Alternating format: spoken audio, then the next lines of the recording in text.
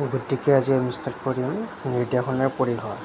আমি আগৰ ক্লাছবোৰত নিৰ্দেশনাৰ উদ্দেশ্য, নিৰ্দেশনা কাক বোলে সেইবোৰ কৰি আহিছোঁ। আজি নিৰ্দেশনাৰ উদ্দেশ্য কৰিম। গতিকে ভিডিঅ'টো যাক পাৰে শ্বেয়াৰ কৰি দিবা, যোনে আছে BA 4th ছেমিষ্টাৰৰ। গতিকে এতিয়া আমি ষ্টাৰ্ট কৰোঁ নিৰ্দেশনাৰ পৰিসৰ। নিৰ্দেশনাৰ পৰিসৰ সকলোতে ব্যক্ত। আধুনিকৰণ আৰু ঔদ্যোগিকৰণৰ প্ৰেক্ষাপটত নিৰ্দেশনাৰ পৰিসৰ অতি ব্যাপক হৈ পৰিছে। জীৱনৰ জটিলতা বৃদ্ধিৰ লগে লগে নিৰ্দেশনাৰ পৰিসৰো বৃদ্ধি পাইছে। বিশিষ্ট শিক্ষাবিদ আৰু ক্ৰৱে কৈছে যে নিৰ্দেশনাৰ এজন ব্যক্তিৰ সকলো দিশ যেনে শাৰীৰিক, মানসিক, আৱেগিক আৰু সামাজিক দিশক অন্তৰ্ভুক্ত কৰে। এজন ব্যক্তিৰ মনোভাৱ আৰু আচৰণৰ গাঁথনি নিৰ্দেশনাই অন্তৰ্ভুক্ত কৰে। 1964 পৰা 66 চনত কোঠাৰী আয়োগেও মত প্ৰকাশ কৰিছিল যে নিৰ্দেশনাৰ পৰিসৰ অতি ব্যাপক। নিৰ্দেশনাৰ পৰিসৰৰ ভিতৰত অন্তৰ্ভুক্ত হোৱা বিভিন্ন ক্ষেত্ৰবোৰৰ বিষয়ে তলত আলোচনা কৰা হয় যে ইয়াত নিৰ্দেশনাৰ পৰিসৰ মানে কি, নিৰ্দেশনা কিমানলৈকে বিস্তৃত হৈ পৰিছে। যে আগতে মানুহৰ মাজত মানে কি তেনেকুৱা নিৰ্দেশনা কম আছিল, কাৰণ মানুহে নিজৰ মানে কি যিখিনি কৰিব লগা আছিল কৰিব পাৰিছিল। কিন্তু বৰ্তমানৰ যিমানে মানুহৰ সংখ্যা বাঢ়ি গৈছে, গতিকে আধুনিকতাৰ সৃষ্টি হৈছে, গতিকে মানুহক মানে সিমানে ধৰা নিৰ্দেশনাটো বৃদ্ধি হৈ গৈছে। গতিকে নিৰ্দেশনা আৰু আমাৰ মানে কি মানুহে নিৰ্দেশনাৰ জৰিয়তে এজন ব্যক্তিক আমি বিভিন্ন ধৰণে শাৰীৰিক, মানসিক, তাৰপিছত তেওঁৰ মানে কি ব্যক্তিত্ব আদি সকলোবোৰ ধৰণে মানে বিকাশ ঘটাব পাৰোঁ। গতিকে নিৰ্দেশনা এইটোৱে পৰিসৰ বুলি কৈছে যে আমি এজন ব্যক্তিৰ শাৰীৰিক, মানসিক, তাৰপিছত ব্যক্তিগত, তাৰপিছত বিভিন্ন ধৰণৰ দক্ষতা আদি নিৰ্দেশনাৰ জৰিয়তে বৃদ্ধি কৰিব পাৰোঁ। এতিয়া ফাৰ্ষ্ট হৈছে শৈক্ষিক নিৰ্দেশনা। শৈক্ষিক নিৰ্দেশনা হ'ল নিৰ্দেশনাৰ পৰিসৰৰ এক গুৰুত্বপূৰ্ণ অংশ। সকলো নিৰ্দেশনা শিক্ষা কিন্তু সকলো শিক্ষাৰ নিৰ্দেশনা নহয়। শৈক্ষিক নিৰ্দেশনা শিক্ষাৰ সকলো ক্ষেত্ৰতে ছাত্ৰ-ছাত্ৰীক সহায় আগবঢ়ায়। ভাল বিদ্যালয় নিৰ্বাচন কৰাত, ভাল বিদ্যালয়ত নামভৰ্তি কৰাত, বিদ্যালয়ত নিজকে সমাযোজিত কৰাত, বিষয় নিৰ্বাচন কৰাত, কলেজীয়া জীৱনৰ সমাযোজিত কৰাত, বিভিন্ন কাৰ্যসূচী অংশগ্ৰহণ কৰাত, সামাজিক, নৈতিক আৰু আধ্যাত্মিক মূল্যবোধৰ জ্ঞান প্ৰদান কৰাত শৈক্ষিক নিৰ্দেশনাই ছাত্ৰ-ছাত্ৰীসকলক সহায় কৰা দেখা যায়। ইয়াৰ উপৰিও শৈক্ষিক নিৰ্দেশনাৰ দ্বাৰা শিক্ষাৰ্থীসকলে বৃত্তীয় জ্ঞানো লাভ কৰিব পাৰে আৰু প্ৰতিভাশালী, অনগ্ৰসৰ, শাৰীৰিক আৰু মানসিকভাৱে অক্ষম ছাত্ৰ-ছাত্ৰীসকলে নিজৰ সক্ষমতা আৰু শৈক্ষিক বিকাশ লাভ কৰিব পাৰে। বিদ্যালয়, মহাবিদ্যালয়, পাঠ্যক্ৰম, শিক্ষাদান পদ্ধতি, অনুশাসন আদিৰ লগত শৈক্ষিক নিৰ্দেশনা জড়িত হৈ থাকে। গতিকে ইয়াতে কৈছে যে আমি আমাৰ শৈক্ষিক নিৰ্দেশনা কি, যে ইয়াৰ জৰিয়তে আমি বিভিন্ন ধৰণৰ এইবোৰ নিৰ্দেশনাৰ জৰিয়তে আমি এজন ব্যক্তিক বিভিন্ন ধৰণে শিক্ষাগত কিছুমান মানে আমি ধৰা জ্ঞান দিওঁ, যাৰ জৰিয়তে সেই জ্ঞানবোৰ তেওঁ লাভ কৰি ভৱিষ্যতে ধৰা জীৱনত তেওঁ আগবাঢ়িব পাৰে। আৰু এই নিৰ্দেশনাৰ জৰিয়তে ব্যক্তিগত জীৱনত বিকাশ কৰাৰ লগতে বিভিন্ন ধৰণৰ ধৰা ব্যক্তিগত কাম কাজতো তেওঁ সেই নিৰ্দেশনাবোৰ ব্যৱহাৰ কৰি জীৱনত আগবাঢ়ি যাব পাৰে। সেইটোৱে হৈছে। তাৰপিছতে আৰু তাৰোপৰি সেই নিৰ্দেশনাবোৰ তেওঁ মানে কি ছাত্ৰ-ছাত্ৰীসকলৰ মানে কি বা তেওঁৰ নিজৰ ল'ৰা-ছোৱালী সেইবিলাককো তেওঁ মানে কি আগবঢ়াই দিব পাৰে। সেইবোৰে কৈছে। গতিকে সেইবোৰ তুমি অলপ নিজে বনাই লিখিব পৰা কথা নাই তাত। যে মেইনলি হ'ল নিৰ্দেশনা এনে এটা বস্তু যাৰ জৰিয়তে নিৰ্দেশনাত দুটা ব্যক্তি থাকে। এজন ব্যক্তি হ'ল যিয়ে তেওঁ নিজৰ অভিজ্ঞতাবোৰ অন্য এজন ব্যক্তিক মানে কি প্ৰেৰণ কৰিব, আনহাতে আৰু অন্য এজন ব্যক্তিয়ে সেই নিৰ্দেশনাবোৰ গ্ৰহণ কৰিব বা অভিজ্ঞতাবোৰ গ্ৰহণ কৰিব। গতিকে সেই নিৰ্দেশনাৰ জৰিয়তে এজন ব্যক্তিয়ে অন্য এজন ব্যক্তিক তেওঁৰ অভিজ্ঞতাসমূহ প্ৰেৰণ কৰি অন্য ব্যক্তিজনৰ জীৱনত আগবাঢ়ি যাবলৈ সহায় কৰে। তাৰোপৰি যে কৈছে কি যে শিক্ষাগুৰুসকলে তেওঁলোকৰ বিভিন্ন ধৰণৰ অভিজ্ঞতাসমূহ তেওঁ ছাত্ৰ-ছাত্ৰীসকলক দিবলৈ চেষ্টা কৰে, যাৰ জৰিয়তে ছাত্ৰ-ছাত্ৰীসকলে সেইবোৰ নিৰ্দেশনা তেওঁলোকে জীৱনত পালন কৰি কিনে তেওঁলোকে জীৱনত আগবাঢ়ি যাব পাৰে। হ'ল এবাৰ। গতিকে নিৰ্দেশনাৰ মেইন ডিফিনিশ্যন সেইটোৱে। গতিকে আগৰ ভিডিঅ'বোৰ চাবা যে পাৰ্ট 1, পাৰ্ট 2 সেইবোৰক গোটাই ভালকৈ মই দিয়ে দিছোঁ। এতিয়া নেক্সট আহিব আমাৰ হ'ল বৃত্তীয় নিৰ্দেশনা। বৃত্তীয় নিৰ্দেশনা কি? বৃত্তীয় নিৰ্দেশনা হ'ল নিৰ্দেশনাৰ পৰিসৰৰ আন এক উপাদান। ব্যক্তিসকলৰ মাজত ব্যক্তি পাৰ্থক্য বিৰাজমান। যদি সমাজৰ কোনো ব্যক্তিয়ে ভুল বৃত্তি নিৰ্বাচন কৰে, তেন্তে ই ব্যক্তিৰ জনৰ লগতে সমাজখনকো ক্ষতিগ্ৰস্ত কৰিব। সেয়ে সময়, অৰ্থ আৰু শক্তিৰ অপচয় ৰোধৰ বাবে বিত্তীয় নিৰ্দেশনা অতি প্ৰয়োজনীয়। বিত্তীয় নিৰ্দেশনাই ছাত্ৰ-ছাত্ৰী তথা সমাজৰ আন ব্যক্তিসকলক কোনো বৃত্তি নিৰ্বাচনৰ ক্ষেত্ৰত, বৃত্তি নিযুক্তিৰ ক্ষেত্ৰত, প্ৰস্তুতিৰ ক্ষেত্ৰত, বৃত্তিৰ লগত নিজকে সমাযোজিত কৰাৰ ক্ষেত্ৰত সহায় কৰিব পাৰে। বিত্তীয় নিৰ্দেশনাই সমাজৰ ব্যক্তিসকলক কৰ্মৰ পৃথিৱীখনৰ লগত পৰিচয় কৰাই দিয়ে, স্বাৱলম্বী কৰাত সহায় কৰে আৰু লগতে মানৱ সম্পদ ৰূপে বিকাশাই তোলে। বিত্তীয় নিৰ্দেশনাই ব্যক্তিক চাকৰি সম্পৰ্কত আগ্ৰহী কৰি তোলে, ফলপ্ৰসূ সিদ্ধান্ত গ্ৰহণ কৰাত সহায় কৰে আৰু সমাজলৈ সেৱা আগবঢ়োৱাত ব্যক্তিক সহায় কৰে। মানে কি বিত্তীয় নিৰ্দেশনা মানে কি ইয়াৰ লগত নিৰ্দেশনা চাকৰিৰ লগতো জড়িত হৈ থাকে। কিয়নো যদি এজন ব্যক্তিয়ে ভাল এটা চাকৰি বিচাৰি নলয়, অৰ্থাৎ তেওঁ এটা বেয়া চুৰ বা ডকাইতিৰ এটা চাকৰি নিৰ্দেশনা এটা যদি বা চাকৰি এটা কৰিলে ভুল তেওঁ ভুল নিৰ্দেশনা লাভ কৰিলে, যাৰ ফলত তেওঁ মানে এটা চুৰ বা ডকাইত হয়। গতিকে তেওঁ চুৰ বা ডকাইত হোৱাৰ লগত তেওঁৰ নিজৰো মানে কি ব্যক্তিগত জীৱনটো বেয়া হ'ল। তাৰোপৰি সেই চুৰৰ কাৰণে যে সমাজতো বিভিন্ন ধৰণৰ সমস্যাৰ সৃষ্টি হ'ব। গতিকে এই এটা বেয়া নিৰ্দেশনাই মানুহৰ জীৱনৰ লগতে সমাজতো দূষিত কৰিব পাৰে। গতিকে যে ভাল নিৰ্দেশনা দিয়াটো আমাৰ মানে সকলোৰে দায়িত্ব। কিয়নো যে ভাল নিৰ্দেশনাৰ জৰিয়তে এজন ব্যক্তিয়ে বা এটা ল'ৰা-ছোৱালীয়ে ভাল নিৰ্দেশনাৰ জৰিয়তে তেওঁলোকে এই নিৰ্দেশনাবোৰ গ্ৰহণ কৰি নিজে মানে জীৱনত আগুৱাই যাব পাৰে। গতিকে নিৰ্দেশনাটো আটাইতকৈ গুৰুত্বপূৰ্ণ। কিয়নো যে এইটো মনত ৰাখিব যে নিৰ্দেশনাৰ জৰিয়তে এজন ছাত্ৰ বা ছাত্ৰীয়ে তেওঁ ভাল বা বেয়া জ্ঞানসমূহ লাভ কৰি তেওঁ জীৱনত আগবাঢ়ি যায়। আৰু যদি তেওঁক ভাল জ্ঞান প্ৰদান কৰা হয়, তেওঁ নিজৰ লগতে সমাজৰো ভাল কৰিব পাৰে। ভাল নিৰ্দেশনা লাভ কৰি তেওঁ ভালদৰে চাকৰি কৰি জীৱন যাপন কৰিছে আৰু তেওঁ সেই চাকৰি পইচা দি এটা বা দুটা মানুহক সহায় কৰিছে, তেতিয়া সমাজৰো ভাল হয়। যদি তেওঁ বেয়া নিৰ্দেশনা লাভ কৰি যদি তেওঁ চুৰ ডকাইত হৈছে, তেওঁ সমাজৰতো নিজৰ জীৱনৰ লগতে সমাজত যিবিলাক উঠি অহা ল'ৰা-ছোৱালী আছে তেওঁলোককো বেয়া শিক্ষা দিব। গতিকে এনেকুৱা সমাজখনো বেয়া হ'ব। গতিকে নিৰ্দেশনা গুৰুত্বপূৰ্ণ ভূমিকা পালন কৰে তাতো। ব্যক্তিগত নিৰ্দেশনা। নিৰ্দেশনাৰ পৰিসৰৰ গুৰুত্বপূৰ্ণ অংশ হ'ল ব্যক্তিগত নিৰ্দেশনা। জীৱনত ভালদৰে নিজকে সংযোজিত কৰাৰ ব্যক্তিগত নিৰ্দেশনাই সমাজৰ সকলো লোকক সহায় কৰে। ব্যক্তিগত সমস্যাৰ ক্ষেত্ৰত ব্যক্তিগত নিৰ্দেশনাৰ প্ৰয়োজন। ইয়াৰ সহায়ত ছাত্ৰ-ছাত্ৰীসকলক সামাজিক আৰু আৱেগিকভাৱে পৰিপক্ক কৰি তুলিব পাৰে। বৰ্তমানে জটিল আৰ্থ-সামাজিক পৰিস্থিতিৰ প্ৰেক্ষাপটত সমাজৰ ব্যক্তিসকলক ব্যক্তিগত সমস্যা বৃদ্ধি পাই আহিছে আৰু ইয়াৰ ফলত মানুহৰ মাজত খং, আত্মহত্যা বা আত্মবিশ্বাস অভাৱ, হতাশা, উৎকণ্ঠা আদি বৃদ্ধি পাই আহিছে। ব্যক্তিগত নিৰ্দেশনাৰ সহায়ত এই সমস্যাবোৰ আঁতৰ কৰিব পৰা যায়। ব্যক্তিসকলে নিজৰ জীৱনৰ লক্ষ্যত উপনীত হোৱাত নিজৰ জীৱনৰ পৰিকল্পনা কৰা, আজৰি সময় ভালদৰে অতিবাহিত কৰা ব্যক্তিগত নিৰ্দেশনাৰ সহায় অনস্বীকাৰ্য। কৈশোৰকালত যুৱক-যুৱতীসকল বিভিন্ন নতুন পৰিস্থিতিৰ সন্মুখীন হোৱা দেখা যায়। ব্যক্তিগত নিৰ্দেশনাৰ সহায়ত যুৱক-যুৱতীসকলে এই পৰিস্থিতিবোৰ সাহসেৰে মোকাবিলা কৰিবলৈ সমৰ্থ হয়। গতিকে এতিয়া হৈছে যে ব্যক্তিগত নিৰ্দেশনা কি? যে ব্যক্তিগত নিৰ্দেশনা এটা প্ৰক্ৰিয়া যাৰ জৰিয়তে এজন ব্যক্তিয়ে নিজৰ জীৱনটো কেনেদৰে পৰিচালিত কৰে।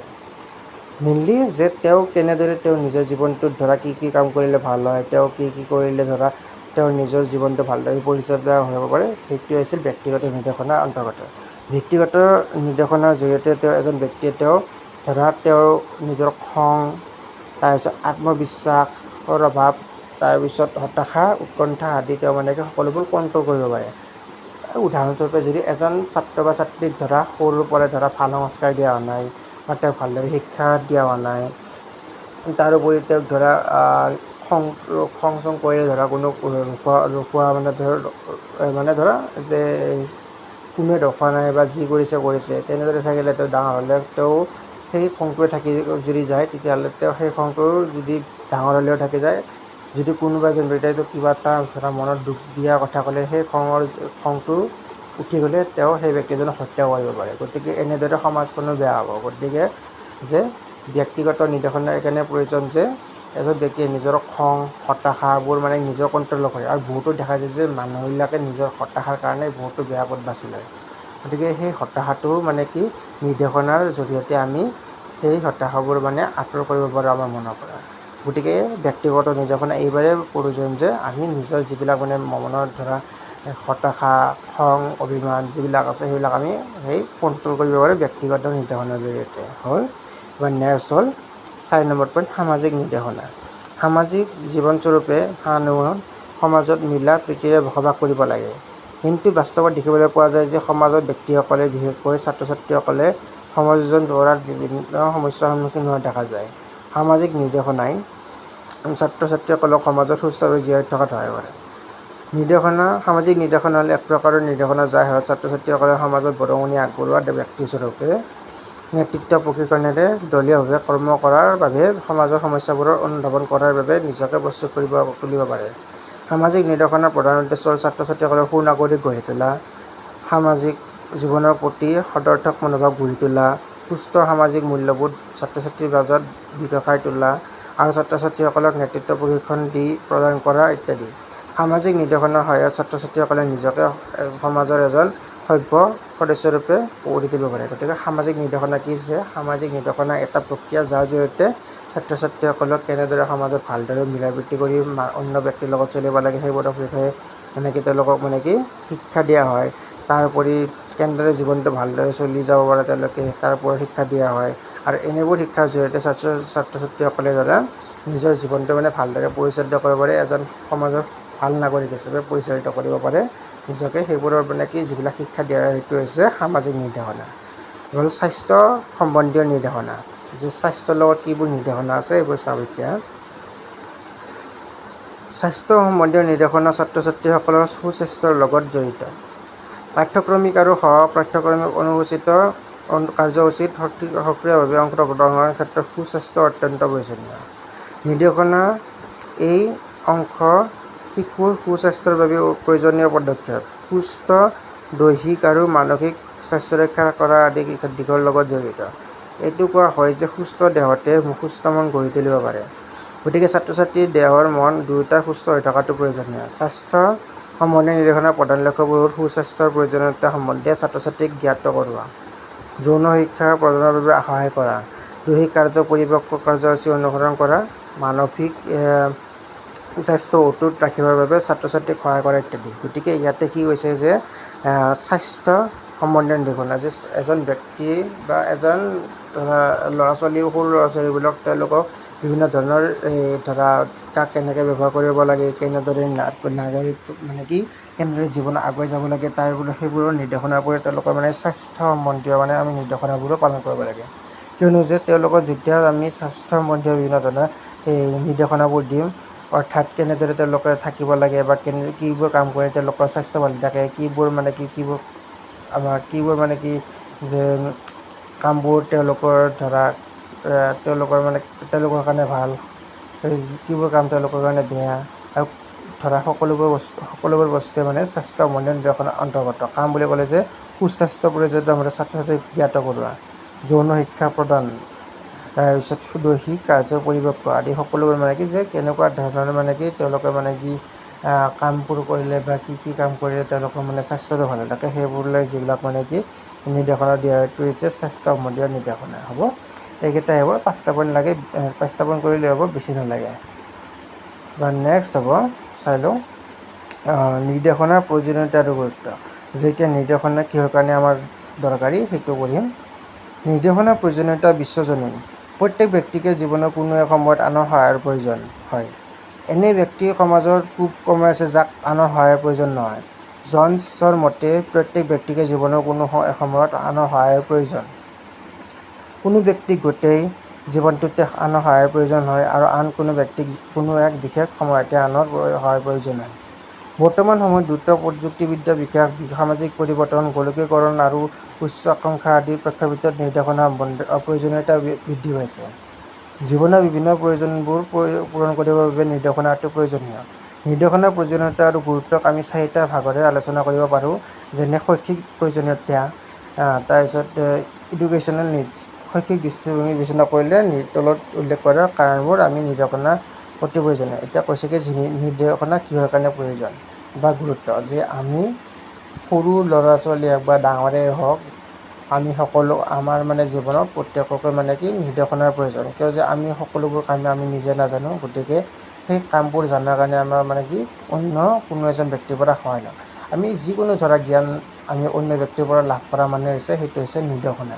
গতিকে আমাৰ সকলোৰে জীৱনত নিৰ্দেশনাৰ অত্যন্ত প্ৰয়োজন। যে আমাকো বৰ্তমান যিমানেই ডাঙৰ নহওক কিয় আমাৰ বিভিন্ন ধৰণৰ ডাঙৰ ব্যক্তিয়ে আমাক বিভিন্ন ধৰণৰ জ্ঞান দিয়ে, যাতে এইটো কৰিব নালাগে বা সেইটো আমি কৰিলে ভাল নহয়, সেইবোৰ আমাক নিৰ্দেশনা মানে ধৰা জ্ঞান দিয়ে, সেইবোৰে হৈছে এটা এটা নিৰ্দেশনা। গতিকে নিৰ্দেশনাৰ সেইবোৰৰ ভিতৰত এতিয়া শিক্ষাগত প্ৰয়োজনীয়তা কি আছে, নিৰ্দেশনাক 4টা ভাগত ভাগ কৰা হৈছে। নিৰ্দেশনাৰ প্ৰয়োজনীয়তা আৰু গুৰুত্বসমূহক 4টা ভাগত ভাগ কৰিছে। সেইবোৰ হৈছে যে শৈক্ষিক প্ৰয়োজনীয়তা, যে এতিয়া হৈছে শৈক্ষিক দৃষ্টিভংগী বিবেচনা কৰিলে উল্লেখনীয় কাৰণবোৰ অতি প্ৰয়োজন। যে শৈক্ষিক প্ৰয়োজনীয়তা কি? ব্যক্তি পাৰ্থক্য প্ৰসাৰ বিদ্যালয়ৰ ছাত্ৰ ছাত্ৰীৰ মাজত বৃদ্ধি কৰা। যে এতিয়া বৰ্তমান সময়ত শিক্ষানুষ্ঠানবোৰত ছাত্ৰ ছাত্ৰীৰ সংখ্যা দিনক দিনে বৃদ্ধি পাই আহিছে।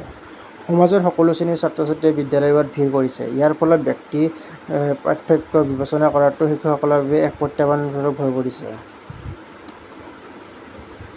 ভিন্ন প্ৰকৃতি আৰু সামৰ্থ্যৰ ছাত্ৰ ছাত্ৰীসকলক শিক্ষা প্ৰদান কৰিবৰ বাবে শিশু প্ৰকৃতিৰ ওপৰত ভিত্তি কৰি বিদ্যালয়ৰ কাৰ্যসূচী উন্নত কৰিব লাগে।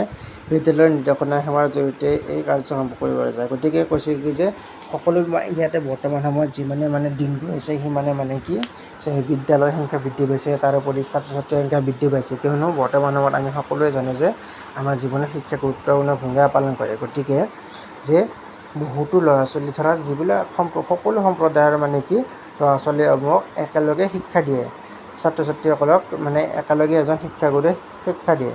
কিন্তু তাতো বিভিন্ন ধৰণৰ কি অসুবিধা আহে, যে ল'ৰা বেলেগকৈ ধৰা বহাব লাগে, ছোৱালী বেলেগকৈ বহাব লাগে।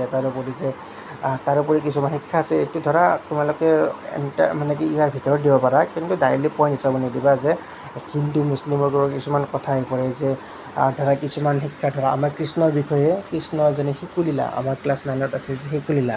গতিকে শিশুলীলাটো আমাৰ ভগৱান কৃষ্ণৰ ওপৰত দিছে, কিন্তু মুছলিম সম্প্ৰদায়ৰ যিবিলাক লোক আছে তেওঁলোকৰতো কোনো ধৰণৰ ইয়াত অন্তৰ্গত নাই। ধৰা জিকিৰ, ক্লাছ 10ত আছে জিকিৰ।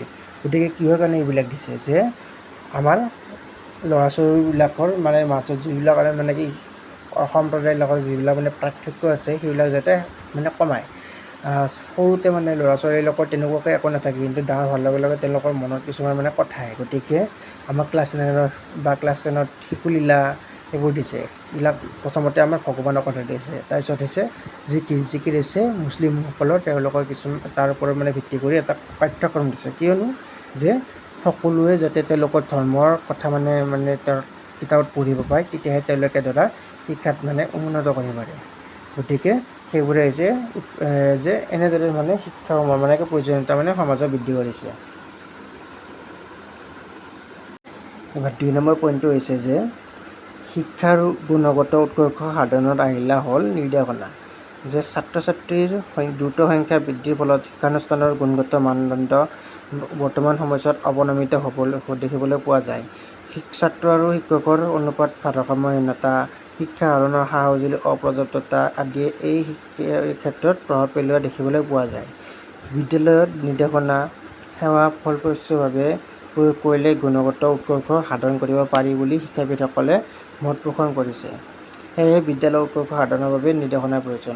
কি যে বৰ্তমান সময়ত আমাৰ ছাত্ৰ ছাত্ৰীৰ সংখ্যা বহুত বৃদ্ধি পাইছে।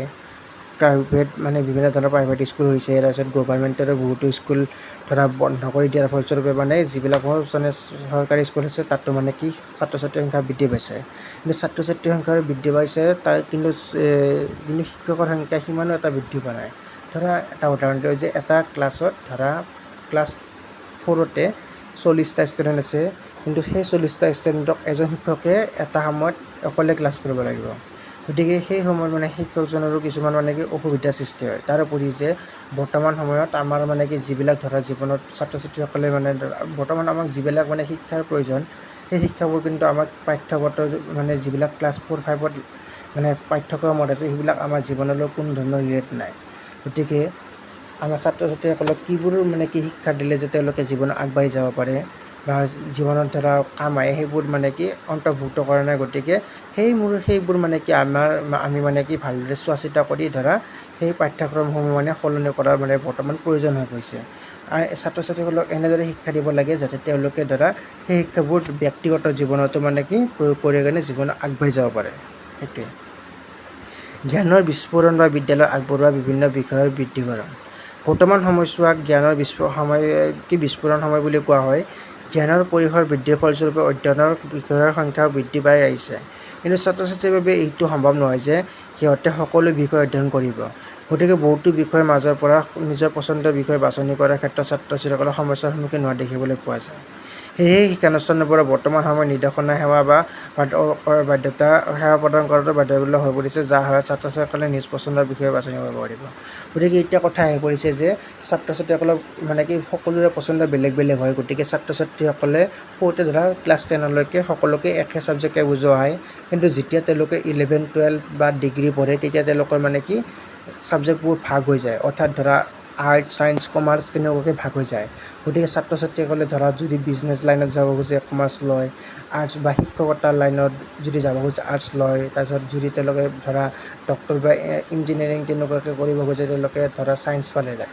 গতিকে তেওঁলোকৰ যিটো ইচ্ছা যায় সেইটো বিষয়ত তেওঁলোকে যাবলৈ হ'লে তেওঁলোকে আৰ্টছ, ছায়েন্স, কমাৰ্চ কোনোবা এটা বাছনি কৰি তেনেদৰে তেওঁলোকে তেওঁলোকে জীৱনত আগবাঢ়ি যায়। গতিকে এইটো কৈছে যে যিমানে ছাত্ৰ ছাত্ৰী বাঢ়িছে সেই হিচাপত বিভিন্ন ধৰণৰ কৰ্চো ইণ্ট্ৰডিউচ কৰা হৈছে। ধৰক আৰ্টছ, ছায়েন্স, কমাৰ্চ তেনেদৰে তেওঁলোকে ছাত্ৰ ছাত্ৰীসকলে যিটো বিষয় ভাল পায় তেওঁলোকে সেইটো বিষয়ত তেওঁলোকে নিজৰ এডমিশ্যন কৰাই লয়। শৈক্ষিক উদ্দেশ্যৰ সম্প্ৰসাৰণ। শিক্ষা হ'ল শিশুৰ সৰ্বত্ৰ প্ৰকাৰৰ বিকাশৰ এক আহিলা। আমি এনে এক শিক্ষা বিচাৰোঁ যে শিশুৰ সামগ্ৰিক বিকাশ সাধন কৰিব পাৰে। শিক্ষাৰ সহায়ত ছাত্ৰ ছাত্ৰীৰ আৱেগিক, সামাজিক আৰু সভ্য জীৱনৰ বিকাশ সম্ভৱ হয়। গতিকে শিশুৰ সামগ্ৰিক বিকাশৰ ফলপ্ৰসূতা আৰু ব্যক্তিগত সামাজিক সমাজৰ সমস্যা সমাধানৰ বাবে নিৰ্দেশনা সেৱাৰ প্ৰয়োজন। গতিকে ইয়াত কি কৈছে যে শৈক্ষিক উদ্দেশ্যৰ সম্প্ৰসাৰণ। গতিকে যে শিক্ষাৰ মূল উদ্দেশ্য হ'ল যে ছাত্ৰ ছাত্ৰীসকলক আমি ভালদৰে শিক্ষা দিয়াটো। যে যদি ছাত্ৰ ছাত্ৰীসকলক আমি ভালদৰে শিক্ষা দিব পৰা নাই, সেই শিক্ষাৰ কোনো মূল্য নাথাকে, তেতিয়াহ'লে আমি সেই শিক্ষাটো দিয়াতকৈ নিদিয়াই ভাল। গতিকে যে ছাত্ৰ ছাত্ৰীসকলক এনে শিক্ষা দিয়াৰ প্ৰয়োজন যাতে তেওঁলোকে সেই শিক্ষাৰ জৰিয়তে তেওঁলোকে সমাজত তেওঁলোকৰ আৱেগিক, সামাজিক, সভ্য জীৱনৰ বিকাশ কৰিব পাৰে। যে এনেদৰে শিক্ষা দিওঁ যাতে তেওঁলোকে সেই শিক্ষাবোৰ লাভ কৰি জীৱনত আগুৱাই যাব পাৰে। গতিকে সেইটোৱে হৈছে আমাৰ শিক্ষাটোৰ মূল উদ্দেশ্য হ'ব লাগে। 5 নম্বৰ এইটো লাষ্ট পইণ্ট, তাৰ ওপৰত নালাগে, ধৰা 5টাকৈ কৈ দিম, চবৰে যি লাগে। যে শিক্ষাৰ সমস্যাৰ সমাধান। শৈক্ষিক সমস্যাৰ সমাধান। বৰ্তমান বিদ্যালয়ত বিভিন্ন ধৰণৰ শৈক্ষিক সমস্যা দেখিবলৈ পোৱা যায়, যেনে অপচয় আৰু অনুন্নয়ন সমস্যা, নামভৰ্তিৰ উচ্চ হাৰৰ সমস্যা, অসফলতাৰ উচ্চ হাৰ, আৰ্থিক সমস্যা আদি। এই সমস্যাবোৰ উৎকৃষ্ট সমাধানৰ বাবে বিদ্যালয়বোৰৰ উপযুক্ত নিৰ্দেশনা সেৱাৰ প্ৰয়োজন। ইয়াৰ উপৰিও প্ৰতিভাশালী, অনগ্ৰসৰ আৰু বাধাগ্ৰস্ত শিশুসকলৰ সমস্যা সমাধানৰ বাবে বিশেষ নিৰ্দেশনা সেৱাৰ প্ৰয়োজন। গতিকে এইটো হৈছে মূল ইম্পৰ্টেণ্ট কথা যে শৈক্ষিক সমস্যা। আমাৰ শিক্ষা লাভ কৰোঁতে বিভিন্ন ধৰণৰ সমস্যা আহে। ধৰা কিছুমানে মাৰ্কছ কম পায়, কিছুমানে পঢ়িব নোৱাৰে কাৰণ তেওঁলোকৰ ঘৰত আৰ্থিক অৱস্থাটো ভাল নহয়, বা কিছুমানে ধৰা মনোযোগ নিদিয়ে বা তেনেকুৱা আছে, বা কিছুমানে ফেইল কৰে। তাৰপিছত নামভৰ্তিও নামভৰ্তিও অত্যাধিক কৰিলে। ধৰা এটা উদাহৰণ দিওঁ যে এখন কলেজৰ ছিট আছে 30টা, কিন্তু এনেকুৱা ধৰা এটা আমাৰ অসমতে ধৰোঁ কলেজ আছে 30খন, এখন কলেজত ধৰা ফাৰ্ষ্ট ইয়াৰৰ কাৰণে ধৰা এখন কলেজত ছিট আছে মাত্ৰ 30টা। গতিকে ধৰা 5খন কলেজ আছে আমাৰ অসমখনত, 30 5 × 150, 150টা ষ্টুডেণ্টৰ কাৰণে তেওঁলোকে গোটেই অসমখনত 150টা ষ্টুডেণ্টক পঢ়াব পাৰে। যদি ষ্টুডেণ্টে 300টা হৈ যায় তেতিয়াহ'লে সেই কলেজবোৰেও 30ৰ ঠাইত 60টা ষ্টুডেণ্টক একেলগে বুজাব লাগিব। এতিয়া 1000 হ'লেও 30টা ষ্টুডেণ্টক বুজোৱা আৰু 60টা ষ্টুডেণ্টক বুজোৱা বহুত পাৰ্থক্য আহি পৰে। গতিকে সেইবোৰ সমস্যাও শিক্ষা বিভিন্ন ধৰণৰ সমস্যাৰ সৃষ্টি কৰে। গতিকে এইবোৰে মূল পইণ্ট হ'ব।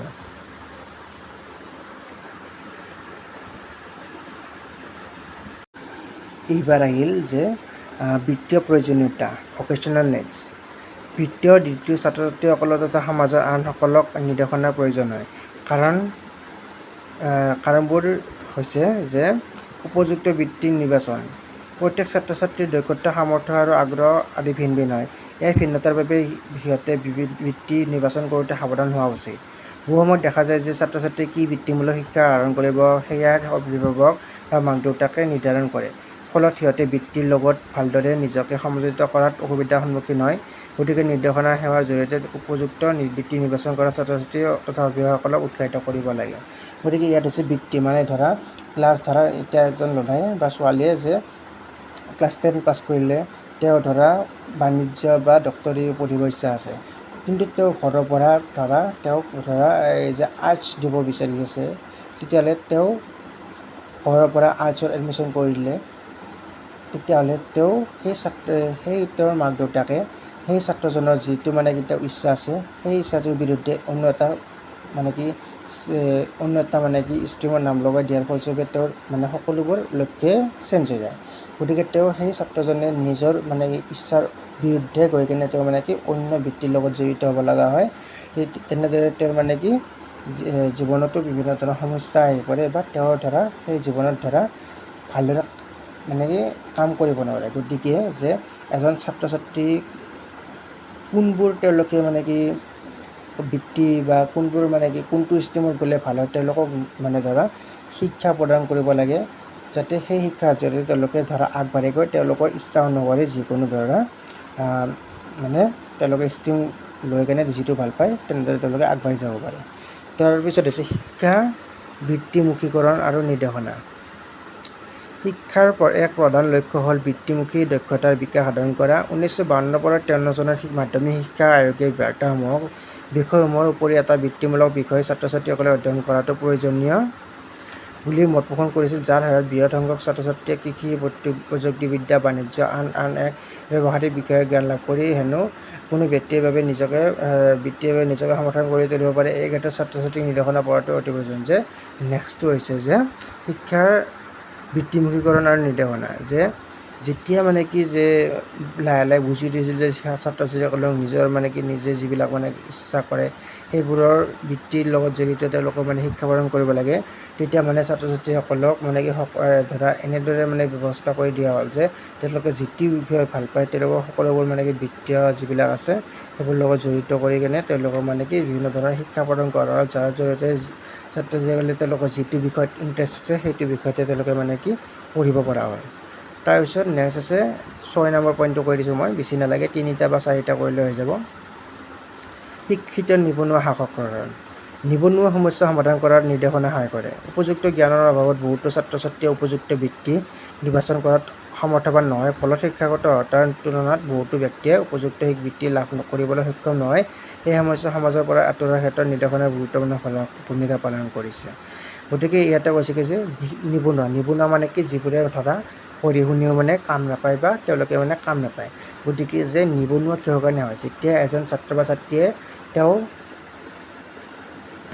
নিজৰ ইচ্ছা অনুসৰি পঢ়িব নাপালে, যাৰ ফলস্বৰূপে তেওঁৰ স্কিলছ যিটো আছে, তেওঁ যিটো স্কিলছ থাকিব লাগে সেইটো স্কিলছ হোৱা নাই, যাৰ ফলস্বৰূপে আৰু বৰ্তমান চাকৰিত বহুতো ধৰণৰ স্কিলছ বা দক্ষতা বিচাৰে। গতিকে সেই দক্ষতা যেতিয়া তেওঁৰ ছাত্ৰ-ছাত্ৰী বা ছাত্ৰীৰ লগত নিমিলে, তেতিয়াহ'লে সেই ছাত্ৰ বা ছাত্ৰীক কোনো ধৰণৰ কাম দিয়া নহয়। গতিকে তেনেদৰে সেই ছাত্ৰ বা ছাত্ৰীটোৱে নিবনুৱা সমস্যাত পৰে। গতিকে নিৰ্দেশনাৰ জৰিয়তে ছাত্ৰ-ছাত্ৰীসকলক বিভিন্ন ধৰণৰ ব্যক্তিগত তথা বৃত্তিমূলক শিক্ষা প্ৰদান কৰা হয় বা বিভিন্ন ধৰণৰ দক্ষতামূলক শিক্ষা প্ৰদান কৰা হয়, যাৰ জৰিয়তে তেওঁলোকে জীৱনত আগুৱাই যাব পাৰে। এবাৰ নেক্সট হৈছে ব্যক্তিগত বা মনোবৈজ্ঞানিক প্ৰয়োজনীয়তা। এবাৰ নেক্সট বৰ্তমান সময়ত যুৱ প্ৰজন্মই বিভিন্ন ধৰণৰ সমস্যাৰ সন্মুখীন হয়। বৈজ্ঞানিক দৃষ্টিকোণে চাবলৈ গ'লে দুজন ব্যক্তি একে নহয়, বিভিন্ন ক্ষেত্ৰত ব্যক্তিসকলৰ মাজত পাৰ্থক্য আছে। ইয়াৰ কাৰণ হ'ল বিকাশৰ বিভিন্ন পৰ্যায়বোৰ, ব্যক্তিসকলৰ মাজত থকা ভিন্নতা আৰু ব্যক্তিসকলে লাভ কৰা সুবিধাসমূহৰ বিভিন্ন পৰ্যায়বোৰ। ব্যক্তিসকলৰ মাজত থকা ভিন্নতা আৰু ব্যক্তিসকলে লাভ কৰা সুবিধাবোৰৰ ভিন্নতা। ভিন্ন ব্যক্তিসকলে গৃহ আৰু বিদ্যালয়ৰ বিভিন্ন ব্যক্তিগত আৰু মনোবৈজ্ঞানিক সমস্যাৰ সন্মুখীন হয়। নিৰ্দেশনাৰ প্ৰয়োজন। ব্যক্তিগত বৈজ্ঞানিক নিৰ্দেশনাৰ প্ৰয়োজন কাৰণবোৰ তলত উল্লেখ কৰা হয়। যে সকলো ব্যক্তি একে নহয়, সকলোৰে নিজা নিজা আইডিয়া বা নিজৰ নলেজ আছে। গতিকে তাৰ নিৰ্দেশনাৰ প্ৰয়োজনৰ কাৰণবোৰ হৈছে ব্যক্তিগত বা মনোবৈজ্ঞানিক নিৰ্দেশনাৰ প্ৰয়োজনবোৰ হৈছে যে নিৰ্দেশনাই মানুহৰ মৌলিক প্ৰয়োজন। Guidance is the basic needs of men. মনোবৈজ্ঞানিক দৃষ্টিকোণেৰে পৃথিৱীৰ কোনো এজন ব্যক্তিয়ে সম্পূৰ্ণভাৱে কেঁচুৱা নিৰ্ভৰশীল নহয়। ব্যক্তিসকলক সকলো সময়তে কোনো এজন নিৰ্দিষ্ট আনৰ সহায়ৰ প্ৰয়োজন হয়। সুখী জীৱন যাপনৰ বাবে আনৰ সহায় অতি প্ৰয়োজন। সেয়ে নিৰ্দেশনা ব্যক্তিক মৌলিক প্ৰয়োজনৰূপে গণনা কৰিব পাৰি। গতিকে ইয়াতে কৈছে কি যে নিৰ্দেশনাই মৌলিক প্ৰয়োজন আছে, কিয়নো যে সকলো ব্যক্তিয়ে কোনো এজন ব্যক্তিয়ে কোনো কাৰো মানে কি নিৰ্দেশনা নামানাকৈ ধৰা জীৱন আগবাঢ়ি যাব নোৱাৰে। ধৰা কি উদাহৰণস্বৰূপে ধৰা এজন ল'ৰা বা ছোৱালীয়ে সৰু থাকোঁতে ধৰা বিদ্যালয়ত গৈ শিক্ষকৰ পৰা বিভিন্ন ধৰণৰ শিক্ষা লাভ কৰে। সেই শিক্ষাবোৰে এটা নিৰ্দেশনা। গতিকে কোনো এজন ব্যক্তিয়ে কোনো ধৰণৰ নিৰ্দেশনা লাভ নকৰাকৈ জীৱনত আগবাঢ়ি যাব নোৱাৰে। গতিকে নিৰ্দেশনাই মানুহৰ ধৰা মৌলিক মানে কি প্ৰয়োজন। আমিও বৰ্তমান সময়ত বিভিন্ন ধৰণৰ নিৰ্দেশনা, ঘৰৰ পৰা নিৰ্দেশনা, যি কলেজত পঢ়ি আছোঁ মানে শিক্ষকসকলৰ নিৰ্দেশনা বিভিন্ন ধৰণৰ মানিছিলোঁ। গতিকে নিৰ্দেশনা আমাৰ মানে মৌলিক প্ৰয়োজন। শৈক্ষিক আৰু সামাজিক আকাংক্ষা পূৰণ। বৰ্তমান প্ৰতিযোগিতা সময়ছোৱাত অভিভাৱকসকলৰ আকাংক্ষাবোৰ অধিক উচ্চ হোৱা দেখা যায়। নিজৰ ল'ৰা ছোৱালীক জীৱনৰ সকলো সময়ত ক্ষেত্ৰতে সফল হোৱাটো তেওঁলোকে বিচাৰে। নিজৰ ল'ৰা ছোৱালীৰ ভাল বৃত্তি লাভৰ বাবে সমৰ্থবান হয়, তাৰ সকলো সুবিধা তেওঁলোকে সিহঁতক প্ৰদান কৰে। পিতৃ মাতৃৰ উচ্চ আকাংক্ষা পূৰণৰ বাবে সুসংগঠিত নিৰ্দেশনা অতি প্ৰয়োজন। নিৰ্দেশনা সেৱাৰ সহায়ত পিতৃ মাতৃয়ে নিজৰ সন্তানৰ দক্ষতা সম্বন্ধে জ্ঞান হ'ব পাৰে, সিহঁতৰ ভৱিষ্যতৰ বাবে সুস্থ সিদ্ধান্ত গ্ৰহণ কৰিব পাৰে। যে শৈক্ষিক আৰু সামাজিক আকাংক্ষা পূৰণ, যে যেতিয়া নিৰ্দেশনা ছাত্ৰ ছাত্ৰীসকলে লাভ কৰে তেতিয়া তেওঁলোকে মানে কি নিজৰ বিষয়ে জানিবলৈ তেওঁলোকে সক্ষম হয়। তাৰোপৰি তেওঁলোকে কোনটো বিষয়ত কৰিলে তেওঁলোকৰ উন্নতি হ'ব পাৰে সেই বিষয়ে জনা হয়, তেতিয়াহে তেওঁলোকে মানে জীৱনত আগবাঢ়ি যাব পাৰে। হ'ল তাৰপিছত বিকাশমূলক প্ৰয়োজন। ব্যক্তি এনে জীৱনত বিকাশৰ বিভিন্ন স্তৰক্ৰমে অতিক্ৰম কৰে। প্ৰতিটো স্তৰৰ সমাজনৰ বাবে ব্যক্তিক আনৰ সহায়ৰ প্ৰয়োজন। বিশেষকৈ কৈশোৰ কালছোৱাত ল'ৰা ছোৱালীয়ে বিভিন্ন বিকাশমূলক সমস্যাৰ সন্মুখীন হয়। ভৱিষ্যত জীৱনত সুস্থিৰ সিদ্ধান্ত গ্ৰহণৰ বাবে বিকাশৰ এই উপযুক্ত নিৰ্দেশনাৰ প্ৰয়োজন। যে আমি প্ৰতিটো স্তৰতে বিকাশ আমি ক্লাছ 9ৰ পৰা 10 পাওঁ, 10ৰ পৰা 11 পাওঁ। গতিকে সকলোতে আমি বিকাশ কৰি গৈ আছোঁ। গতিকে সেই বিকাশৰ লগে লগে আমি বিভিন্ন ধৰণৰ নীতি নিৰ্দেশনা ধৰা পালন কৰি আহি কেনে মানে বেলেগ ধৰা ছাত্ৰ ছাত্ৰীসকলে ধৰা ক্লাছ 8, 9ত এটা বেলেগ শিক্ষা লাভ কৰিলে, 11, 12ত এটা বেলেগ শিক্ষা লাভ কৰে শিক্ষকৰ পৰা, তাৰপিছত ডিগ্ৰী পাওঁতে বেলেগ শিক্ষা লাভ কৰে। গতিকে সকলো স্তৰতে আমি বিকাশ কৰি গৈ থাকিলে আমি বিভিন্ন ধৰণৰ নিৰ্দেশনা পালন কৰিব লগা হয়। সেইটোৱে হৈছে হ'ব এইখিনি। তাৰপিছত 3টা পইণ্টে হৈ যাব, ইয়াৰ বেছি নালাগে। তাৰপিছত নেক্সট ইয়াৰে কওঁ সামাজিক প্ৰয়োজনীয়তা, যে নিৰ্দেশনা কেনেদৰে সামাজিক প্ৰয়োজনীয়তা শেষ কৰে। জটিল প্ৰকৃতিৰ সমাজ। আমাৰ দেশে বৰ্তমান ঔদ্যোগিকৰণ, নগৰমুখীকৰণ আৰু আধুনিকীকৰণ আদিৰ দিশে গতি কৰিছে। ইয়াৰ ফলস্বৰূপে আমাৰ জীৱন ধাৰণা প্ৰণালী দিনক দিনে জটিল হৈ গৈ আছে। ই ব্যক্তিৰ মনত সামাজিক আৰু আৱেগিক আকাংক্ষাৰ সৃষ্টি কৰে। সেয়েহে বিদ্যালয়ৰ ছাত্ৰ ছাত্ৰীৰ আৱেগিক আৰু সামাজিক প্ৰয়োজনীয়তাবোৰ পূৰণৰ বাবে কেতবোৰ বিশেষ ধৰণৰ নিৰ্দেশনা ব্যৱস্থা কৰিব লাগে। যে জটিল প্ৰকৃতিৰ সমাজ, যে বৰ্তমান সময়ত সমাজখন আমাৰ বহুত জটিল হৈ গৈছে। কিয়নো যে আমাৰ সমাজখনৰ বৰ্তমান উদ্যোগীকৰণ মানে কি ধৰা মানে ইণ্ডাষ্ট্ৰী বহুতো চাৰিওফালে অকল কোম্পানী। গতিকে তাৰোপৰি নগৰমুখীকৰণ, যে আজি বৰ্তমান সময়ত গাঁওবোৰতো আজিকালি নগৰৰ দৰে হৈ পৰিছে। যে ধৰা বজাৰ হওক বা ঘৰবোৰ হওক মানে একদম আমাৰ মানে চহৰৰ নিচিনা হৈ গৈছে। আধুনিকীকৰণ মানে কি যে সকলোৱে ধৰা আজিকালি সাজ পোছাকবোৰ ধৰা গাঁৱৰ মানুহৰো সাজ পোছাকবোৰ চহৰৰ দৰে হৈ পৰিছে। গতিকে সমাজৰ মানে কি একদম গোটেইবোৰ চেঞ্জ হৈ গৈছে দিশবোৰ। গতিকে আমাৰ জীৱনৰ ধাৰণাৰো মানে কি বৰ্তমান সময়ত জটিল হৈ গৈছে। গতিকে ছাত্ৰ ছাত্ৰীক মানে কি এই চেঞ্জিঙৰ লগত জড়িত শিক্ষাবোৰ মানে প্ৰদান কৰি মানে তেওঁলোকক যাতে আমি উন্নত কৰিব পাৰোঁ তাৰ ওপৰত আমি মানে ব্যৱস্থা কৰিব লাগে। যে নিৰ্দেশনাৰ জৰিয়তে ছাত্ৰ ছাত্ৰীসকলকো এই মানে কি চেঞ্জিং হৈ থকা মানে কি সমাজখনৰ লগত তেওঁলোককো যাতে আমি একেলগে আগুৱাই লৈ যাব পাৰোঁ তাৰ কাৰণে আমি নিৰ্দেশনা দিব লাগে। তাৰোপৰি আছে পৰিয়ালকেন্দ্ৰিক পৰিৱৰ্তন। পৰিৱৰ্তিত পৰিয়ালৰ গাঁথনিয়ে ব্যক্তিৰ মনত বিভিন্ন ধৰণৰ ব্যক্তিগত সমস্যাৰ সৃষ্টি কৰে। আমাৰ সমাজৰ পৰা অতি দ্ৰুতগতিত যৌথ পৰিয়ালৰ ধাৰণা আঁতৰি যাব ধৰিছে আৰু পৰিয়ালবোৰ খণ্ডিত হ'ব ধৰিছে। ইয়াৰ ফলত শিশুৰ মনত সৃষ্টি হোৱা সমস্যাবোৰ সমাধানৰ বাবে বিদ্যালয়ৰ নিৰ্দেশনা সহায়ৰ প্ৰয়োজন। যে আগতে যে যিবিলাক মানে পৰিয়াল আছিল তেওঁলোকে সকলো একেলগে বাঢ়িছিল। খুৰা খুৰী, বৰদেউতাক, তাৰপিছত বৰমাক সকলোৱে মানে এটা ঘৰতে একেলগে থাকিছিল। কিন্তু বৰ্তমান সময়ত যে সকলোৱে বেলেগ বেলেগকৈ থাকিবলৈ ল'লে, যাৰ ফলস্বৰূপে সেইবোৰ মানে কি ছাত্ৰ ছাত্ৰীসকলকতো মানে কি জীৱনত প্ৰভাৱ পেলায়। গতিকে সেই ছাত্ৰ ছাত্ৰীসকলক বিদ্যালয়ত বিভিন্ন ধৰণৰ শিক্ষা প্ৰদান কৰা হয় যাতে সেইবোৰৰ লগত তেওঁলোকে যাতে মোকাবিলা কৰিব পাৰে, যে ধৰা তেওঁলোকে বহুদিন খুৰা খুৰীকৰ লগত আছে, হঠাতে তেওঁলোকে মানে বেলেগ হৈ গ'ল, যাৰ ফলস্বৰূপে তেওঁলোকে ধৰা কেনেদৰে তেওঁলোকে মানে নিজকে কণ্ট্ৰল কৰিব পাৰে, বা কেনেদৰে তেওঁলোকে সেই চেঞ্জিং এনভাইৰনমেণ্টৰ লগত কেনেদৰে তেওঁলোকে মিলিজুলি থাকিব পাৰে, তাৰ ওপৰত মানে কি তেওঁলোকে বিভিন্ন ধৰণৰ স্কুলত শিক্ষা লাভ কৰা। তাৰপিছত আছে 4 নম্বৰটো বুজাই দিওঁ, আজিকালি এতিয়া লাষ্ট হ'ব, যে প্ৰব্ৰজন ৰোধকৰণ। ভাৰতীয় যুৱ প্ৰজন্মৰ মাজত গাঁৱৰ পৰা চহৰলৈ যোৱা, ভাৰতৰ পৰা বিদেশলৈ যোৱা এক অসুস্থ ধাৰা দেখিবলৈ পোৱা যায়। যদি উপযুক্ত নিৰ্দেশনা এই প্ৰব্ৰজন ৰোধ কৰিব পৰা নাযায়, তেন্তে গাঁৱৰ প্ৰতিভাবোৰ চহৰে ভক্ষণ কৰিব আৰু জাতীয় প্ৰতিভাবোৰ বিদেশী ৰাষ্ট্ৰৰ অধীন হ'ব। সেয়ে যুৱ প্ৰজন্মক উপযুক্ত নিৰ্দেশনাৰ প্ৰয়োজন।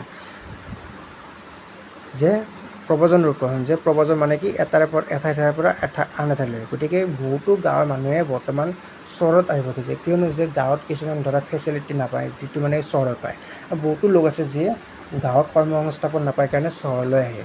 গতিকে তেওঁলোকে যেতিয়া চহৰত আহে, তেওঁলোকে চহৰৰ লগত চহৰৰ মানুহৰ লগত মিলি জুলি কিনে তেওঁলোকে গাঁৱৰ সংস্কৃতিবোৰ পাহৰি যায়।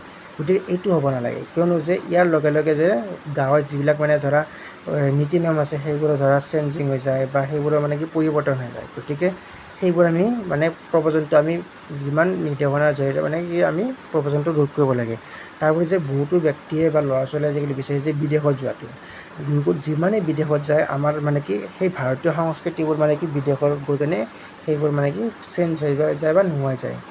আৰু ছাত্ৰ ছাত্ৰীসকলৰ এজন ব্যক্তিয়ে বৰ্তমান 20-30-25 বছৰত এজন ল'ৰাই বিদেশলৈ গ'ল, যোৱাৰ লগে লগে তেওঁ সংস্কৃতিবোৰ তাত চেঞ্জ হ'ব। হ'লে তেওঁ ল'ৰা ছোৱালী যদি বিদেশতে হোৱাৰ লগে লগে তেওঁ ল'ৰা ছোৱালীবোৰে সেই বিদেশৰ জ্ঞানটোৱে সংস্কৃতিয়ে লাভ কৰিব। গতিকে তেওঁ যদি পিছত ভাৰতলৈ ঘূৰি আহে, তথাপিও সেই ল'ৰা ছোৱালীবোৰ আইডিয়াটো শিক্ষাৰ পদ্ধতিটো চেঞ্জ হ'ব নোৱাৰে। গতিকে এইবোৰেই বৰ্তমান সমাজত প্ৰব্ৰজনৰ সমস্যা। গতিকে প্ৰব্ৰজনটো আমি ৰোধ কৰিব লাগে, যাতে এনেদৰে ৰাখিব লাগে যাতে আমি যাওঁ যে গাঁৱৰ পৰা চহৰলৈ আমি ফুৰিবলৈ যাব লাগে, 10 দিনৰ কাৰণে হ'লে ফুৰিব যাওঁ, বা ভাৰতৰ পৰা বাহিৰলৈ ফুৰিব যাওঁ, কিন্তু পাৰ্মানেণ্টলি এনেদৰে যাব নালাগে যাতে আমাৰ সংস্কৃতিবোৰ চেঞ্জ হয়। গতিকে ক'ব পাৰি যে সকলো ব্যক্তিগত, শৈক্ষিক, বিত্তীয়, সামাজিক, ব্যক্তিগত আৰু মনোবৈজ্ঞানিক সমস্যাবোৰ নোহোৱা কৰিবৰ বাবে আৰু নিজক দেশক প্ৰগতিৰ দিশে আগুৱাই লৈ যাবলৈ নিৰ্দেশনা পাইছে। গতিকে ইয়াৰ পৰা আমি ক'ব পাৰোঁ যে আমাৰ জীৱনটো আগুৱাই লৈ যাবলৈ আমি কি কৰিলে ভাল হয় সেইবোৰ জানিবলৈ, তথা কি কৰিব নালাগে সেইবোৰ জানিবলৈ নিৰ্দেশনাৰ প্ৰয়োজন। গতিকে এতিয়া হ'ব আজি সমাপ্ত। নেক্সট আৰু যেতিয়া পাৰোঁ মই নিৰ্দেশনাৰ নীতিবোৰ তাৰপিছত যি আছে আপলোড কৰিবলৈ চেষ্টা কৰিম। আৰু যিখিনি পাৰে শ্বেয়াৰ কৰি দিবা, যিখিনি পাৰে তোমালোকে এক্সামটো আহিলে যি পাৰোঁ মই তাৰ আগত বাৰু দি দিম। আজিলৈ থৈ দিওঁ, ধন্যবাদ।